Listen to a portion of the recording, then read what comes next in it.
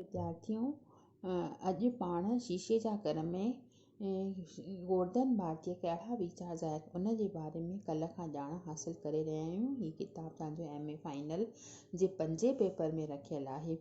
त शीशे जा घर में कहिड़ा वीचार ज़ाहिर कयल आहिनि, उन खां पहिरीं पाण ॼाण हासिल करे रहियासीं गोवर्धन भारतीय जी शख़्सियत जे बारे में।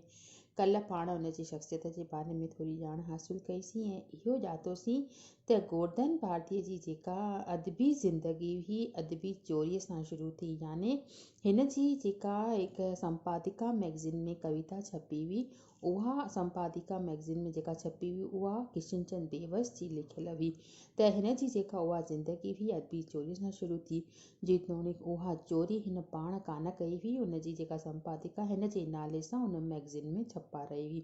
पर उन चोरीअ खेसि अदीब थियण लाइ आमद कयो, मतिलबु साहित्यकार थियण। उन कविता हिन ते एतिरो त असरु छॾियो जो गोवर्धन भारतीय चयो त मां ख़ुदि हाणे कविताऊं ऐं साहित्यक रचनाऊं लिखंदुसि।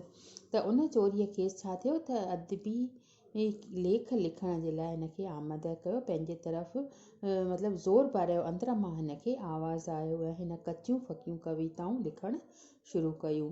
उन्हीअ अरसे धारे हिन ज़िंदगीअ जी पहिरीं रचना लिखी, जा हुई अंग्रेज़ीअ में लिखियल हिकु बाल कविता। पर पहिरीं सिंधी बाल कविता हिन 1946 धारे लिखी, जेका गुल फुल ॿारनि जे रसाले में छपी। दर हक़ीक़त सही रूप में श्री भारती 1948 में साहित्य खेत्र में क़दम रखियो। तंहिं वक़्तु राजनीति हालतूं बदिलजी चुकियूं हुयूं, मुल्क जो ऐतिहासिक विरहाङो थियो ऐं सिंध पाकिस्तान ॾांहुं हली वई। ॿियनि साहित्यकारनि वांगुरु भारतीय ते बि वतन खां विछड़ण जो गहरो असरु पियो। दर्द भरी दिलि जा उद्मा लफ़्ज़नि जो रूप वठण लॻा ऐं हिक लंबी कविता जोड़े वरिती, अफ़सोस तुंहिंजो सिंधड़ी, ही हाल कंहिं कयो। उहा कविता इंदौर मां निकिरंदड़ नई अख़बार भारत भूमि जे पहिरें अंक में शाया थी हुई। हर कंहिं लेखक या शाइर ते किन आला साहित्यकारनि जो असरु रहे थो। भारती साहिब बि सिंधीअ जे तीर्थ वसंत नारायण श्याम, फतेहचंद वासवाणी, हिंदीअ जे जयशंकर प्रसाद पंत, निराला महादेवी ऐं प्रेमचंद, उर्दूअ जे आलिफ इक़बाल फैज़ ऐं कृष्णचंद्र जे साहित्य खां घणो मुतासिर थियो आहे। धार्मिक वीचारनि खां रामकृष्ण मिशन, आनंद मार्ग ऐं आचार्य रजनीश जे पोइ लगन सां लह वचड़ में आयो, पर मथुसि कंहिं ख़ासि पंथ जो ख़ैर को असरु पियो। ॾुबिरे शरीर वारे भारती साहिब सुभाउ जो ॾाढो निहठो ऐं सादो आहे।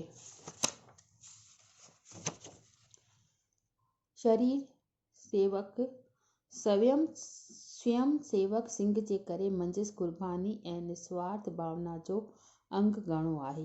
महिनत जो त हू कोॾियो आहे, मन शौक़ीन आहे।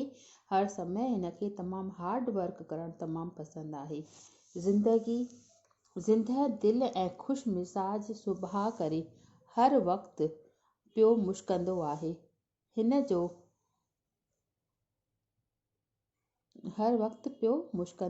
जी महफ़िल में जेको वेठो सो उथण जो नालो मूर न वठंदो। हू धर्मी प्रवृत्तीअ वारो ऐं आदर्शवादी शख़्स हो। भारती साहिब अटकल 48 सालनि खां बि वधीक अरसे खां सिंधी साहित्य जे सिरजण में लॻल हो। कविता ऐं नाटक में संदसि ख़ासि दिलचस्पी। तंहिं खां सवाइ हिन कुझु कहाणियूं, कुझु मज़मून, मक़ाला ऐं संगीत रूपक बि लिखिया आहिनि। अदब जी हर शाख़ खे पंहिंजे इज़हार जो ज़रियो बणायो अथई। हिन साहिब जा हेल ताईं अटकल 22 किताब साहित्य जे जुदा जुदा सिन्फ़ुनि ते शाया थी चुका आहिनि। शाइर श्री गोवर्धन भारती उन्हनि थोरनि शाइरनि मां आहे जिन जी शाइरीअ में संगीत जी लय आहे। संदसि शेर ऐं गीत वक़्त बि वक़्तु अख़बारुनि ऐं रसालनि में शाया थींदा रहिया आहिनि। हालांकि हिन साहिब नज़्म ऐं नसुर ॿिन्ही ते किलकिरानी कई आहे, त बि बुनियादी तौरु हू शाइर आहे। संदसि महफ़िल शाइरीअ जा किताब हिन रीति आहिनि। गुल ऐं मुखड़ियूं 1956 में, लातियूं 1958 में, उठा मींहं मलीर 1966 में, कथा उॾेरे लाल जी 1967 में, पेके हली वेंदी सां 1968 में, काणो बि अगाणो 1970 में, आओ कुननि में काई 1973 में, अगड़ियुनि जा अॻवान 1973 में, उॾर पखी अलबेला 1974 में, लाॾो लाॾी आणींदो 1975 में, लाटरी लखन जी 1976 में, संतनि जो सरदार कंवर 1976 में, सोन जहिड़ी मछली 1977 में, ओ रामा पीर 1977 में, तन्हाई ऐं कौड़ोदो 1980 में ऐं शीशे जा घर 1988 में। इन खां सवाइ गोवर्धन भारती जेको आहे उहो गीतकार जे रूप में पिणु वधीक मशहूरु शाइरु आहे।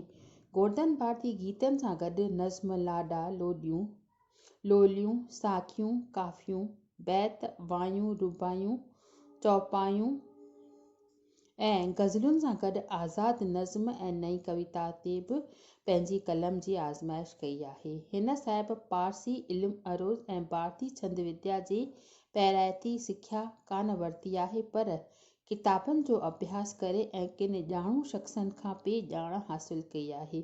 संगीत जे करे छंद संदसि कविता में स्वाभाविक तौरु जज़ब थी वेंदो आहे।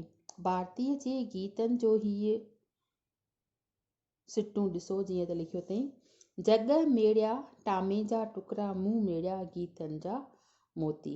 शाइर जो जीवन में पूरो विश्वास आहे, माना आशावादी नज़रियो जेको आहे हिन जे बैतनि में ॾिसण में अचे थो। नज़ुनि में गीत हिन जे मिसरनि मां निमाया आहे, जीअं त मां जियां पियो छो त जीवन में अथमि विश्वास, मां अटल विश्वास सां लिखंदुसि नओं इतिहास, मुरकंदे मायूस धरती मुरकंदो आकाश, छो त ही इतिहास आणींदो नई प्रभात, आहे बसि पोयनि पसारनि ते अंधेरी राति।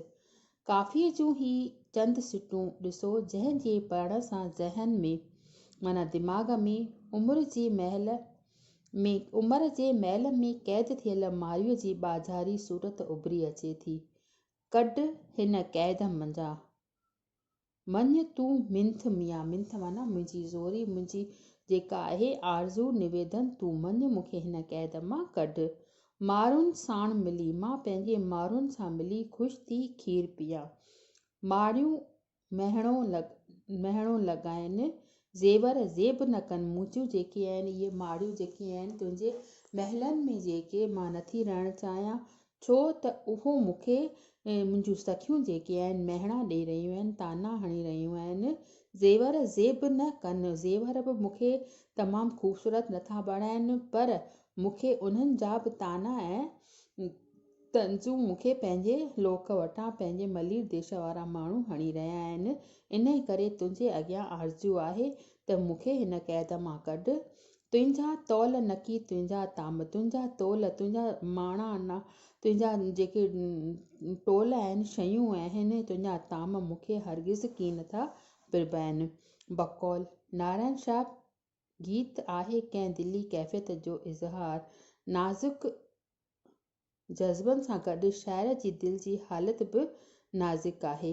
हू लिखे थो इन जे लाइ, गोवर्धन भारतीअ जे लाइ नारायण शाह लिखियो अथव त खीर भरिया ही हथड़ा, नेण भरिया ही नेण, शीशे जहिड़ी दिलि किथां सहंदी, पथर जहिड़ा वेड़। खीर भरिया ही हथड़ा जेके तुंहिंजा आहिनि खीर सां मिसल आहिनि, नीर भरिया माना पाणी, तुंहिंजे अखियुनि में जेको आहे उहो आंसू भरियल आहे, ऐं शीशे जहिड़ी नाज़ुक तुंहिंजी दिलि आहे, ऐं पथर जहिड़ा वेण कान सही सघंदी। पथर जहिड़ा वेण मतिलबु उनखे जॾहिं वेण ताना हणी रहियूं आहिनि उन जे मुल्क जे मलीर जूं जेके इन जूं ॿिए सखियूं साहेड़ियूं, त उहा जेके आहे उहे सही कोन सघंदी, इन करे तूं मूंखे इन क़ैद मां कढ।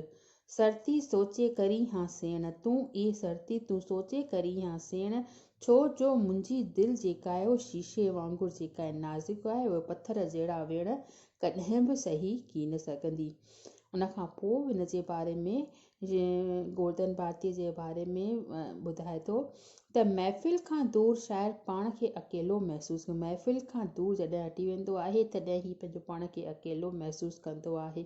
अहिड़े वक़्तु उदासाई अहिड़े वक़्तु उदासाई हिन खे घेरे वञे थी। हू दुखी थी लुढ़क थो ॻाड़े पर लोकनि खां लिकी करे ही दुखी थी लुढ़क ॻाड़ींदो आहे ऐं जेको आहे पंहिंजो पाण खे अकेलो महसूसु कंदो आहे। त इहो एतिरो थियो अॼु। इन खां पोइ अञा बि इन जे बारे में आहिनि ऐं सुभाणे पाण इन खे अॻिते पढ़ंदासीं। ऐं गौतम भारतीअ जी शख़्सियत जेका आहे उन जे बारे में तव्हांखे डिटेल में बि क्वेश्चन अची सघे थो ऐं इन जे जेको शीशे जा घर में कहिड़ा वीचार ज़ाहिर कया आहिनि उनखे पाण अॻिते कंटिन्यू कंदासीं। पहिरें अञा गौतम भारतीअ जी शख़्सियत जे बारे में कुझु ॼाण वधीक सुभाणे हासिलु कंदासीं।